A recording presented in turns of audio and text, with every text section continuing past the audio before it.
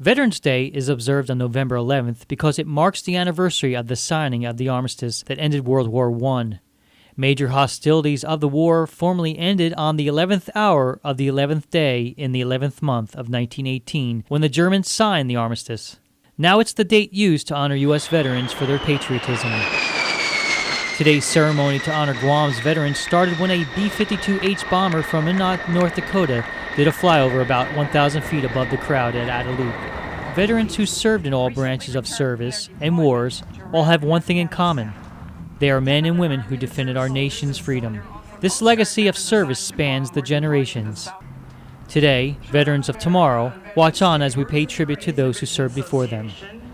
Vietnam veteran Raymond Baza says this is a special day because it gives him a time to bond with other veterans. We share our feelings, our emotion, anxieties of the war.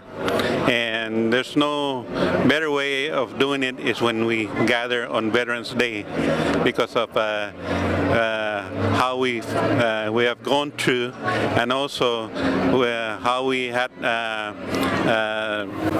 remembered our fallen comrades, that they're always beside us when we gather here.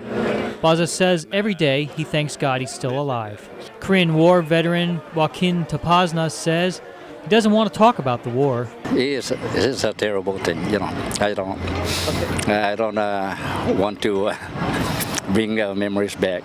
But Tapazna says his patriotism brushed off on his children because all 7 of them served in the U.S. Armed Services, and they are also veterans. But they are not residing on Guam.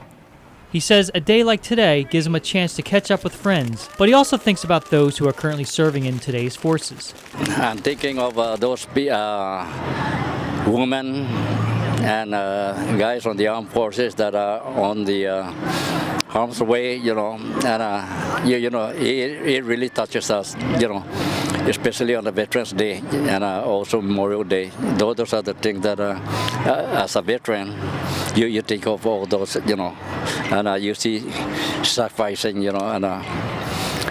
but freedom is not free. Both Baza and Tapazna feel very patriotic when they see the American and Guam flag fluttering in the breeze. So proud, so emotional, so loving to the nation that I stood for, and to the island of where I came from, Guam. I really feel proud with the American flag because that's our country flag and also Guam flag, and we're proud to serve our country. Today we need to remember our way of life exists due to the sacrifices our veterans gave defending our nation's freedom.